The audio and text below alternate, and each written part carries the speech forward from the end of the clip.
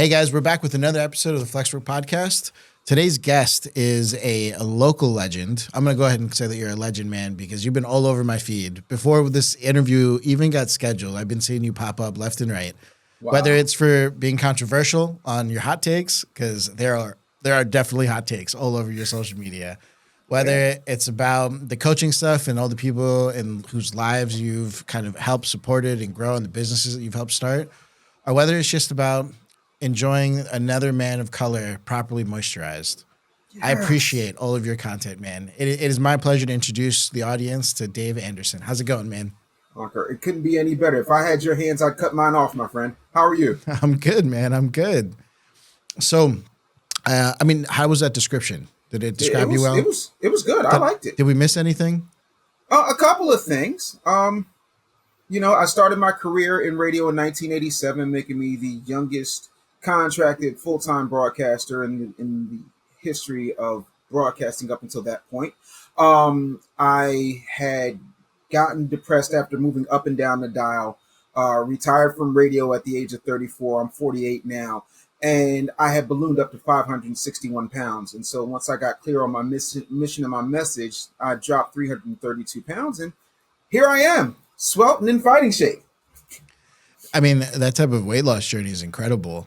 Yeah. But I feel like your current stance on entrepreneurship and coaching, it must be really big. Like, are you connecting with people on this idea of like, it's never too late to make a change and to grow? Or is it more about accelerating growth?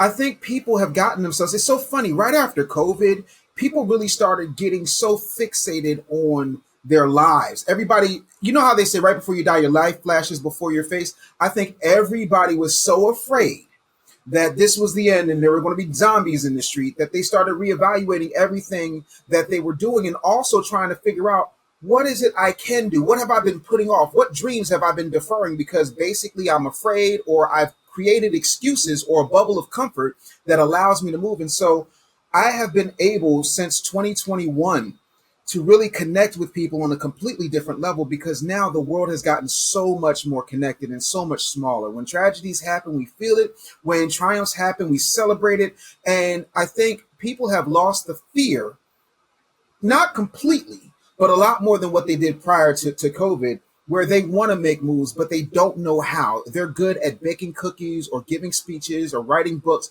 but they don't know how to market. They don't know how to convey a message, and they don't know what steps they need to take in succession in order to be successful. And so that's what I've really been connecting on. And it's been an exciting journey. You know, I coach probably a dozen or so entrepreneurs right now. And it's always the same set of problems where these entrepreneurs either have like some type of imposter syndrome. Like, hey, how could I be giving people advice on this one thing when I haven't done, enough in this category? Right. Or it's this area of like what they don't know, right? It's like, how do I register my LLC? Do I hire an attorney and pay $10,000 for him to register my LLC? Or I'm just like, bro, just go to nj.gov, man. Like, you could register your LLC for $80 or it might even be free in the states that you're in. Like, right. It's not that complicated by any means. But I mean, what are the consistent things that you're finding when you talk to these young people?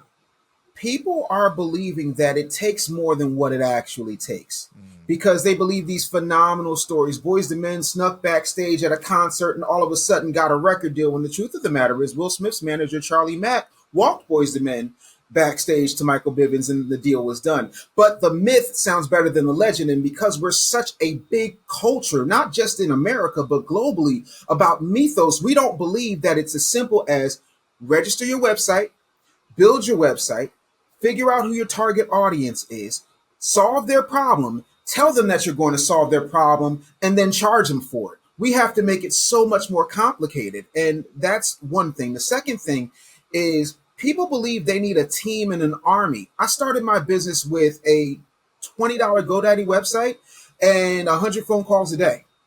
And here we are, 22 bestsellers later, thousands of clients getting 6 and 7 figures. Like, it's doable if you just stop making excuses. And the funny thing is, we have every answer to every question we could ever possibly ask right here. We just don't know how to use this thing for memes, for anything other than memes and TikTok dances. And quite frankly, you will not see me on here doing the nay nay.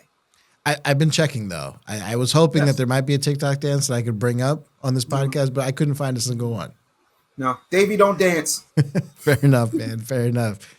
So I guess for me, one of the things that I'm constantly like learning about these entrepreneurs, whether Yeah. they're these like new age entrepreneurs or Gen Z, or whether it's even millennials or boomers that are coming to me starting their companies or businesses, there's always this question of like, how much do I charge? I know when we created this podcast studio, which I'm sure Tyler gave you some background on, Yeah. we opened a brand new multi-room podcast studio in New Jersey. I was renting this bad boy out for $75 an hour Huh? with editing, with production and everything. And it was mostly because in my mind, I was like, I have to build a client base of people who trust me in a portfolio. Now we're charging between $500 and $3,000 an episode.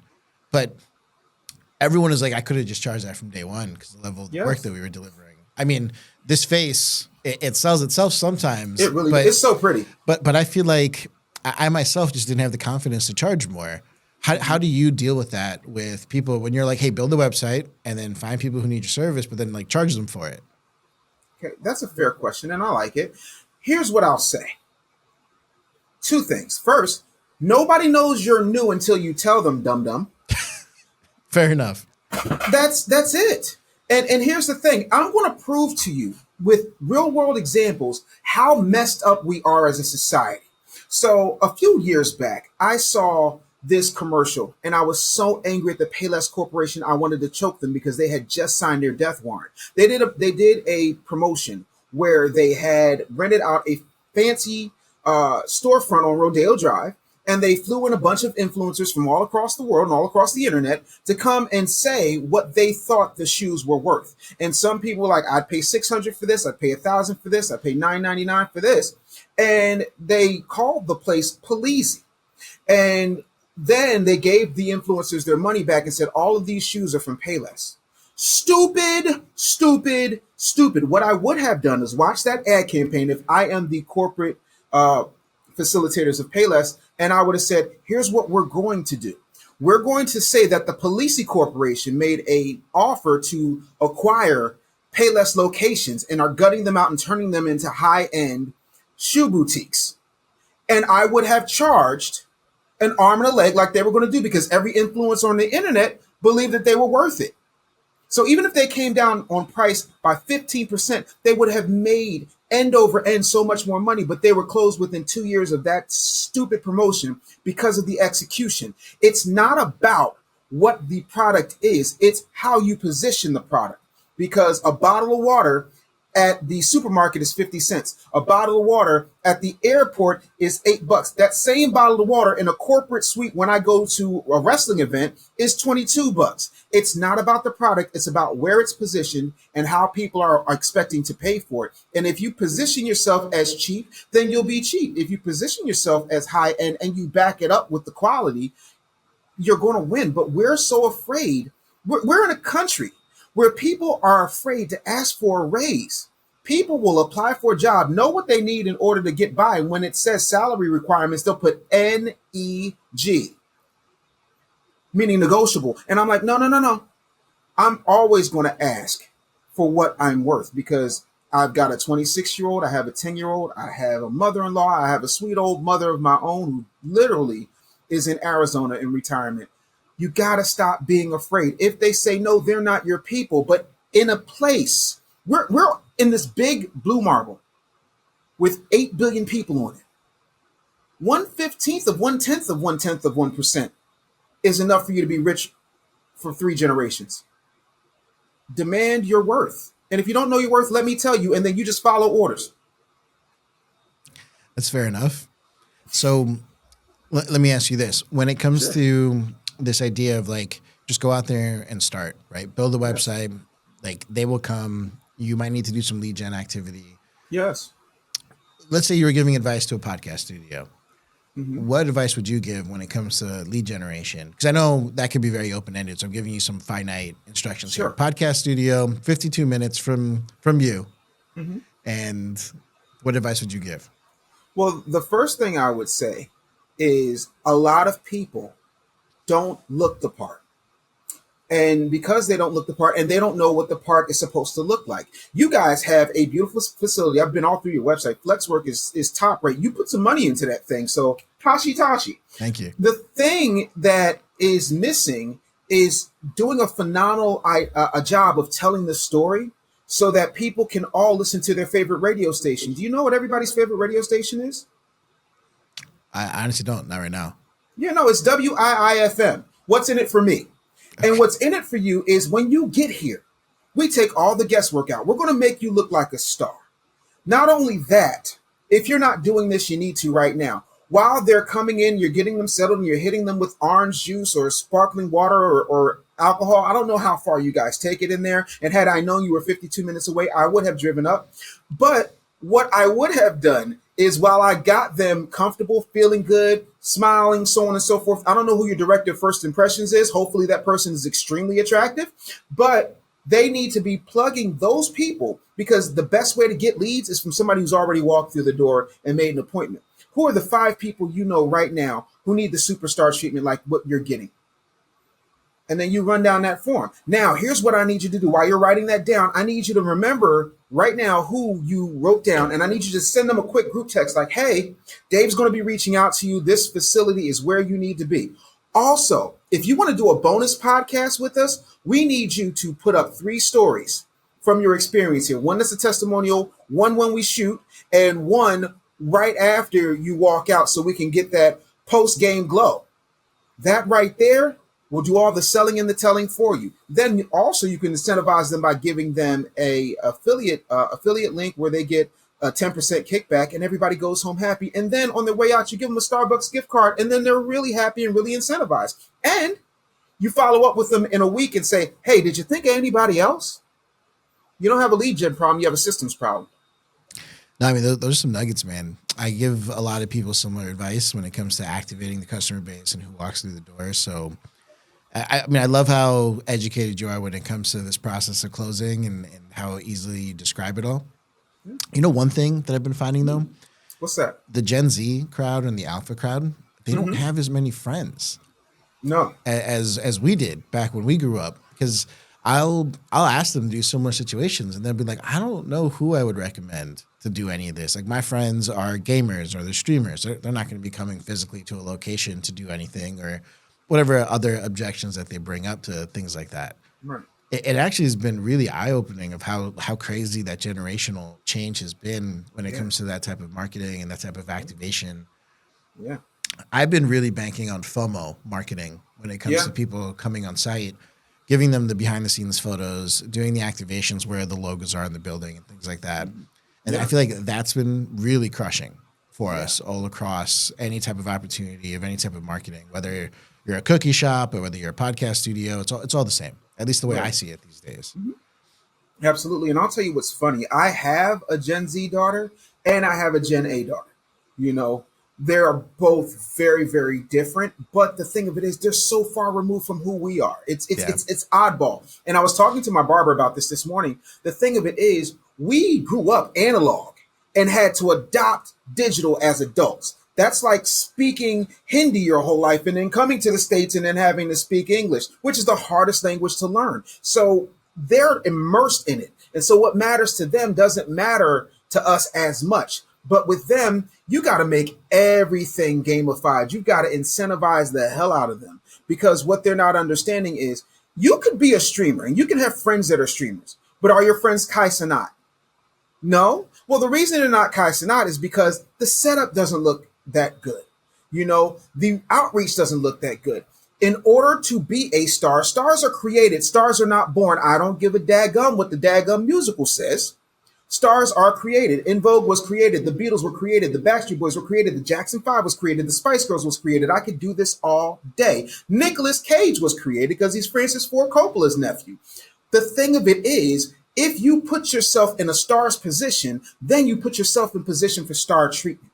If you want to be a person that shifts culture, which is what's really important to Gen Z and Gen Alpha, they want to cultivate culture and they want to change culture. They want to be the tastemakers, the kingmakers, the leaders. If you want to be in the driver's seat, funnel them through here. And we'll set you up so that you're the biggest star and they're coming to you for advice. You know, that and then a couple of really well placed streamer sponsorships, a couple of podcast sponsorships that make sense where you're doing some type of JV situation, license to print money. That's off the top of my head. We could do a Yeah, deep yeah. dive later, but So, Dave, what are you doing to market yourself right now? that is a great question. Aside from the fact that, you know, I lost 32 inches off my waist and I've been shooting a lot. I spend a lot of time having conversations with noteworthy podcasts, great people, and just talking. You've never seen a Dave Anderson ad in your life, and I don't think you ever will. I love organic. I do. I want you to treat me like when I was a kid. Again, I don't know how old you are. You look younger than me. Your skin is amazing. Tell your wife compliments to the chef. But when I was a kid, I was obsessed with the A-Team for two reasons. Mr. T had a mohawk, which I thought was cool, so I have a mohawk.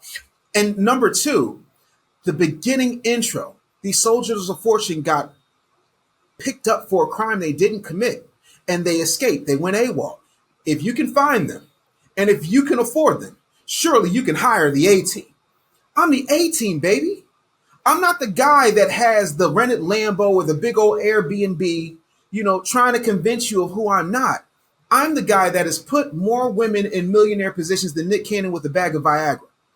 I'm the guy that Charlemagne goes to when he needs advice. I'm the guy that pro wrestlers go to when they want to expand their brand. I'm the guy that little old ladies who do needlepoint videos on YouTube come to when they don't understand how this internet superhighway Al Gore do thingy works.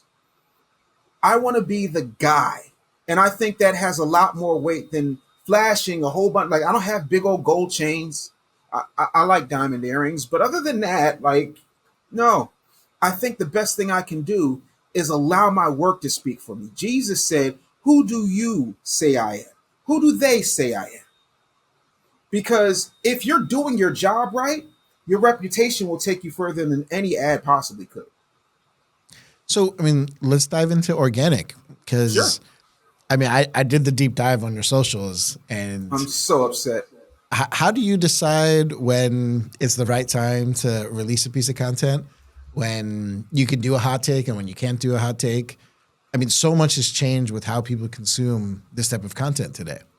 Yeah, no, you're absolutely right. What I look at it is the right time is when your take adds value to the audience and everybody's already paying attention. You don't chase the trend, you hijack that moment. And when I say hijack it, I'm talking surgical precision, super scalpel sharp, right? So if it's not tied to business, culture, power, or accountability, then let it ride on Twitter. But if the conversation exposes weak leadership or fake gurus or economic hypocrisy or dysfunction in your community, that's when I jump in. You know, the other thing is I like to bring clarity where there is confusion or noise or outrage. You know, I want to make sure that if somebody is fumbling the ball, I'm like, this is not what you think it is, and here's why. And then I will run down all of the reasons. What I started doing, starting with my 22nd book, I started putting in a reference guide, and I call it receipts and references because a lot of times we're so quick to doubt what somebody's saying that I literally will research every single point I make in a book, and then I will show you if it's a YouTube clip. I will tell you where to go to get that YouTube clip and the timestamp so you don't have to fumble around with it. I'm exposing all of the gurus. I'm exposing all of the nonsense. And there's always a good time to do a hot take. And that was 5 minutes ago. You know, So, what is the hot take of today? do you really want to have this conversation? I mean, get into it. All right, let's get into it. I think that these folks who are on the internet hustling off of emotion and telling people things that aren't true just so that they can put themselves in a talking head, I want to be on CNN pundit position, is damaging. Like, I see all this talk around DEI. Like, there's Target boycotts and people are all up in arms. And when you run the numbers, because I'm a numbers person, I'm the son of a math teacher. When you run the numbers, you can take out the emotion and just deal in the stats and facts. If over 50%, between 51 and 70% of DEI jobs are going to white women, that's not benefiting people of color. So why are people of color running around talking about, oh, we're going to boycott Target because of DEI, even though Target puts more people of color businesses, more LGBTQ businesses on their end caps and on their shelves and in their displays than any other retail business in America. We have to start realizing that a lot of people are grifting off of emotion and then running up a bag and going home to their gated communities while disenfranchised communities are getting the absolute worst of it. So that's my hot take, and I defy anybody who's running this grift to prove me wrong. And I will show them that if I'm wrong, the New York Times is wrong, the Huffington Post is wrong, TMZ is wrong, CNN is wrong, Fox News is wrong, and those five don't rarely agree on everything. But on this, Well, let's talk about the process of being sure. someone that has an authoritative voice on topics like this, right? Mm-hmm. I often struggle with a friend or an employee or a family member who'll bring up a topic to me. Mm-hmm. And I'm just going to sit there quiet because I'm just going to be like, they saw one clip and now they're bringing Mm-hmm. up this whole conversation and now they've made up their opinions on what this is going to be. Mm-hmm. How many receipts do we need to bring to change someone's mind that, hey, maybe that one clip you saw wasn't the whole story? That is a very poignant question, and no one's ever asked me that. So let me give you a number. You're going to love it. It's zero. Here's why. When people are determined to misunderstand you and steadfast in believing whatever they've been conditioned to believe through a steady diet of internet memes, Twitter rumors, and whatever news outlet they tend to lean towards, either left or right, you giving them facts is just going to make them double down, and they're going to turn it down into fake news. All fake news. Can't stand the news. Absolutely fake. Fake news, Elon. It's fake. Absolutely fake. So what I do instead is say, listen, I appreciate how you feel. The problem is facts don't care about your feelings. And then I move on with my day because I'm here to inform. I only debate my peers. Everybody else I teach. And that's where I come from. And when I tell you, if I were to call my mother, if my mom wasn't on a plane, I would call her for this. In first grade, I got suspended, and here's why. My first grade teacher got pregnant, and she had to go on maternity leave 2 months into school. What winds up happening is we get this second teacher, and she's giving us paper. You know how you have that dark, grainy lined paper that has a little perforated blue line Yeah, on it? yeah. And you're working on your handwriting. She didn't want us to use that. She wanted us to use regular loose leaf paper. And I'm like, this is wrong. Everybody else in the class said nothing and just went and just tried to, tough it out. I'm like, no, we're not going to thug this out. This is wrong. I was 4 years old. I got suspended, got dragged into the principal's office. My aunt, my grandmother, and my mother were in there. And they said, what do you have to say for yourself? I'm like, I said it. She's wrong. Well, how can you tell an adult she's wrong? Because she's wrong. Here's the paper we were using when Miss Do Funny was here, and this is the paper we learned on. We were told we don't know how to use this. We have to be taught how to use this. And the principal looked, and wonderful Jewish guy, Donald Wittenberg, I'll never forget him. He turned 15 shades of beet red, and he was like, yeah, the 5-year-old kid is right. I can't authorize a suspension. He's right. You didn't know, and it's not your fault, but he is right. Well, why didn't any of the other kids say to him? Because the other kids are afraid of you and I'm not. If you teach yourself that the only authority you need to be an authoritarian is the truth, you will find that life is a lot easier. I would rather be who I am and be happy, which is another reason why I work for myself, than be who everybody wants me to be this go along, get along guy that just goes along while the emperor's butt naked and we all say he has on clothes. No, I'm not here for that. I want to strive. And I teach my clients, I teach my friends, I teach my children to strive to be as truthful and as authentically them as humanly possible. I have a 10-year-old with autism and a near photographic memory. There's not a dull moment around here. Yeah, I bet. But I'm not going to stifle who she is in order to make you comfortable. All right, so I got the most important question. Do you Sure. read the comments? Absolutely. And do you respond to the comments? Absolutely. You got to tell me more. How do you Okay, go so- about that? And, what advice do you have for other people when it comes to dealing with their comments and all of that?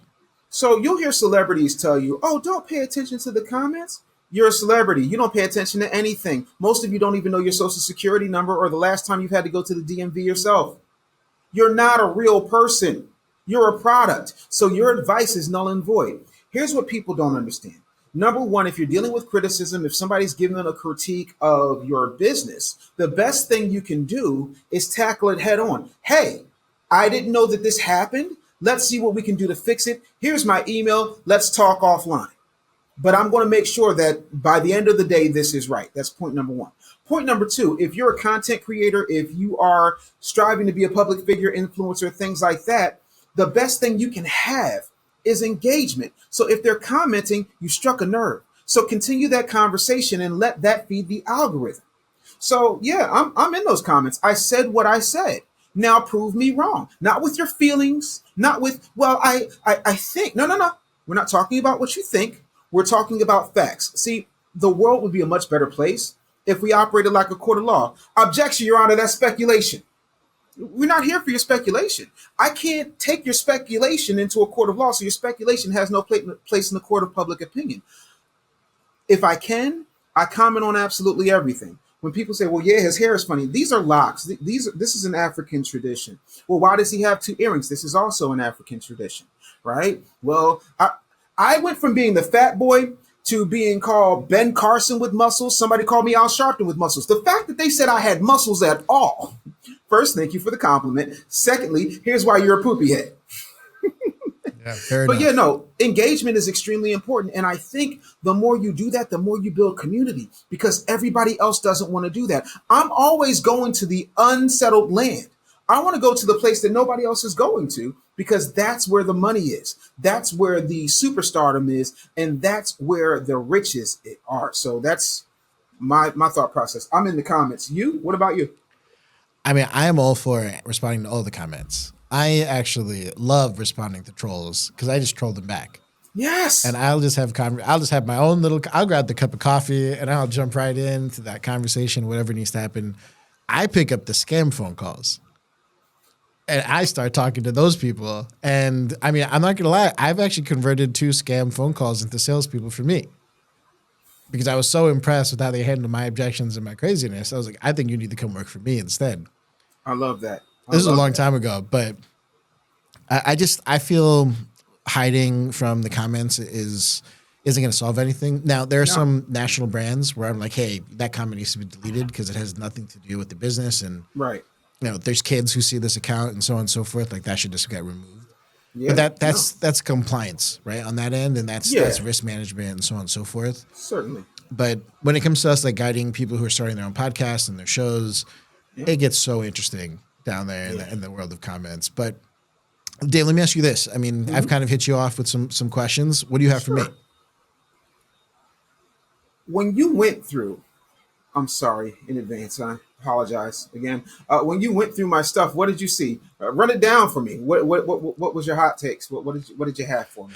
I What were mean, your thoughts? I want to know what agency you're using to make your thumbnails and Oh, I the own it. posts. I want to know, the decisions that you're making with content change Mm-hmm. every 2 to 3 weeks, and you could just kind of see it as you're scrolling through that content and Yeah. you're testing and Yeah. you're working through the different the hooks, the negative hooks, the positive hooks.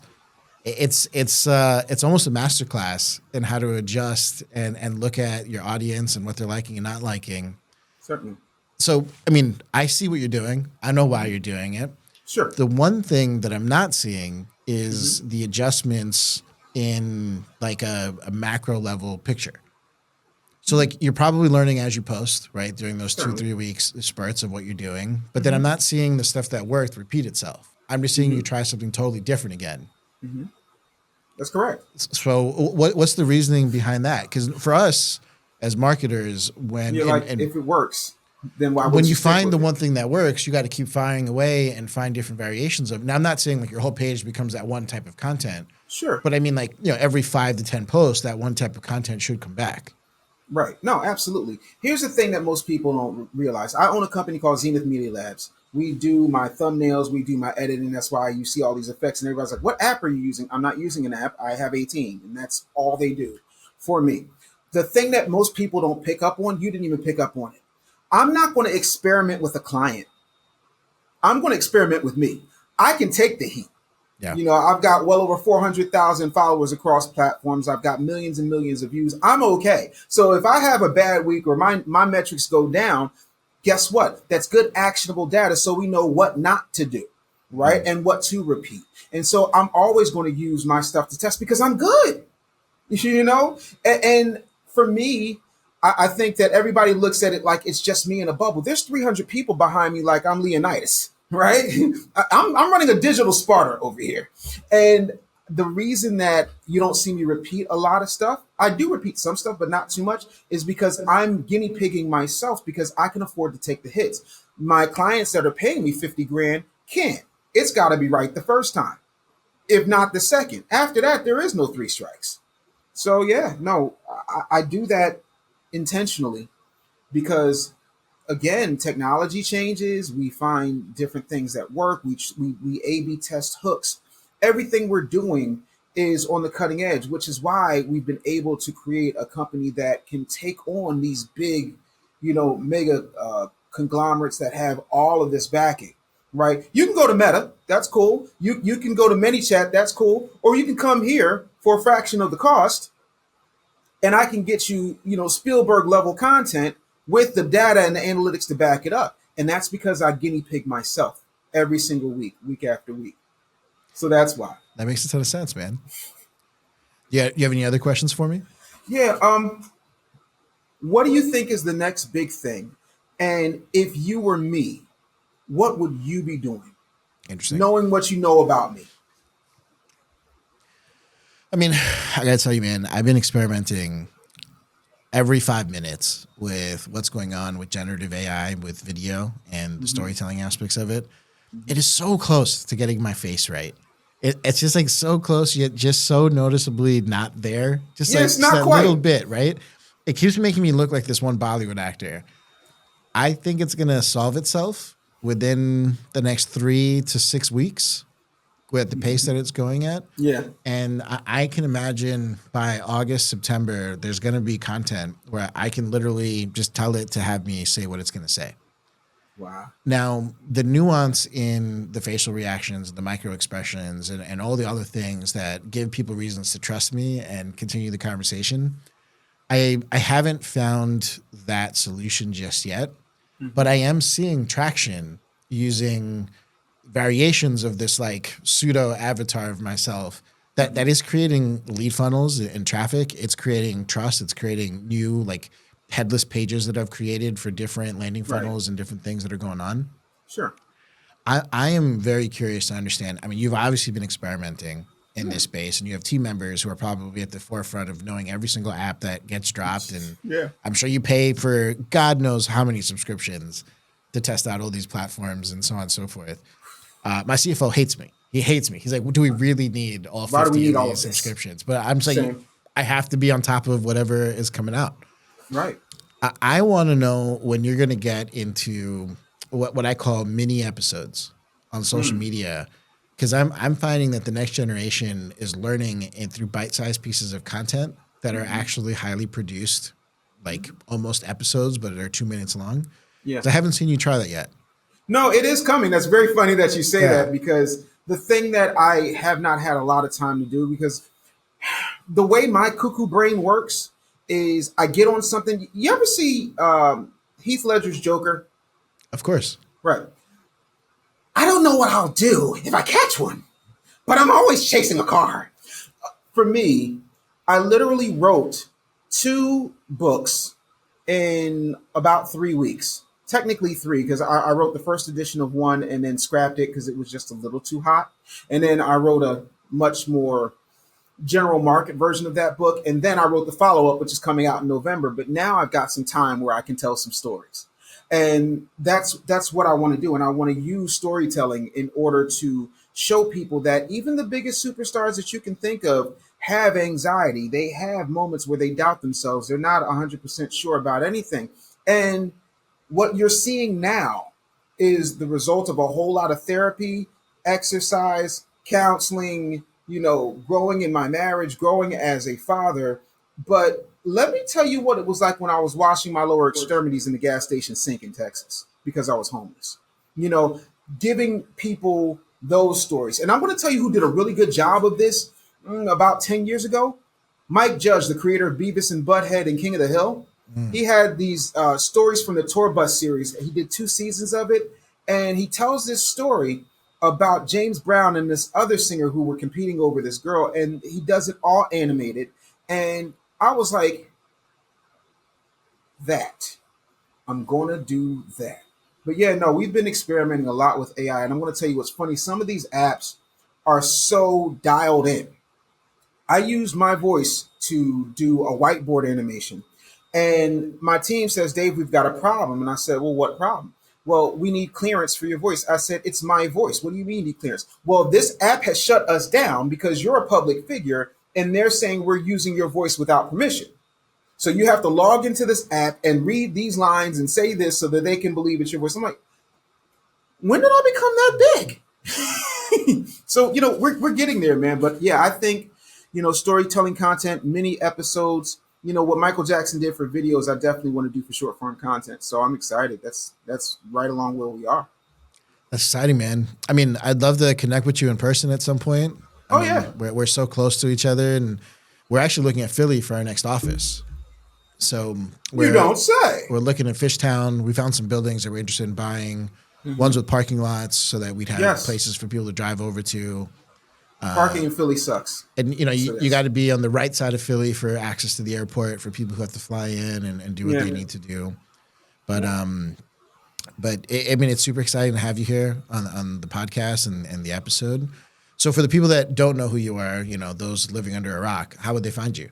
Oh, it's very simple. I'm at the Business Bully on absolutely every platform except for what is Elon X? That on X it's DA Business Bully, but no, every other platform is the Business Bully. I'm super easy to find. I've got a YouTube channel. I've got a podcast.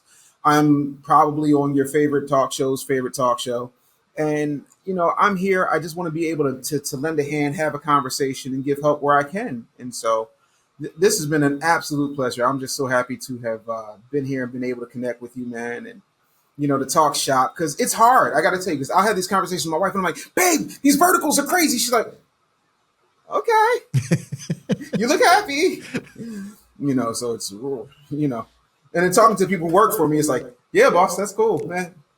But being able to get real feedback from people who understand what the heck I'm talking about, chef's kiss, bro. Chef's For kiss. sure, man. Wait, before I let you go, you got to explain the handle. Why did you choose to be the business bully? Like all things in life, I didn't choose Thug Life. Thug Life chose me. No, what happened was, right? This is going back, um, let's say 10 years, just simply. I'm in a entrepreneurs group on Facebook about 10 years ago. And there's a guy who I'm calling an ask hole, ASKHOLE. And an ask hole, in case your audience does not know, is a person that will ask questions but never act on any of the information. So this guy had a cookie company, and he says to me, Mr. Anderson, I want to do this, this, that, and the third. And I said, okay, well, what's your budget for marketing? Well, I don't have one. Well, do you do any type of promotion of any kind? Well, no, I don't have the money for it, but everybody who takes my cookie says it's great. I said, cool, here's what I'll do. I'll absorb all of your marketing costs. I will do all of that. I just want 40%. You want 40% of my company? Yes, I want 40% of absolutely nothing but chocolate chips. Yes, I do. Because right now you're not making any money. Your word's not mine. So he gets in that group and he says, Dave Anderson just tried to take 40% of my company. And people who don't know any better, and Mark Cuban said this once, and he's told me a lot over the years. The one thing he did say is there's a world of difference between an entrepreneur and a wantrepreneur. And so the wantrepreneur is like, oh, that's awful. That's predatory. And one guy came in there and he said, Dave Anderson, you're a business bully. And I said, forgive me for this. I said, no, bitch, I'm the business bully. And then I called Dana, my trademark attorney, and that's how we got here. If you're going to call me something, I'm going to take it. That's awesome. And that's what it is, because we live in a world where accountability comes across like bullying to the uninformed and the unwilling. And so if me telling you that you need to boot and rally, and realize that the cavalry's not coming, and I don't give a good dadgum what Kevin Costner says. If you build it, you built it. That's not going to make them come. I could have worded that better. Yeah, it's okay. We're gonna let that one slide. But yeah, man, that's how I got the name. I took it and I ran with it. That's incredible. So, how many trademarks do you own? I can't count that high. Okay, fair enough. I own quite a few. You know, the thing of it is, we don't have that conversation either. Real quick, we don't get taught, not just black, brown, people of color, white people. We're not having that conversation enough about the protection of IP. We're starting to have it, but we're literally eons behind where we should be as a society when it comes to protecting our intellectual property. You've got businesses like CapCut saying, hey, by the way, if you post something on here, if you use our software, we own your name, your image, and your likeness. And if you get sued, you have to pay us court fees. No, I immediately deleted that software because that's what's happening. Everybody else realizes that the gold mine is in the intellectual property you were too lazy, too ignorant to protect. I'm going to protect it. And so, yeah, no, I have a bunch of trademarks and copyrights, and I'm about to file a few more. Man, your trademark attorney must love you. Dana loves me. She does. Yeah. That's awesome. Yeah. Well, like you said, Dave Anderson is your name. If you look you up, it's the Business Bully, and people can find you everywhere. For everyone at home, please go follow Dave. He drops nuggets on a regular basis. Honestly, the dude's hounding me on social media. I don't know what ads he's running to me, but he knew he was doing this podcast. I don't run ads. Someone on his team is forcing his organic content in front of me. I know it. But follow him. Leave a comment under like the post that you like or love, because he himself is going to respond to that comment, because I know he's that guy. Yes. But thanks for tuning in, guys, and I'll catch you guys in the next episode.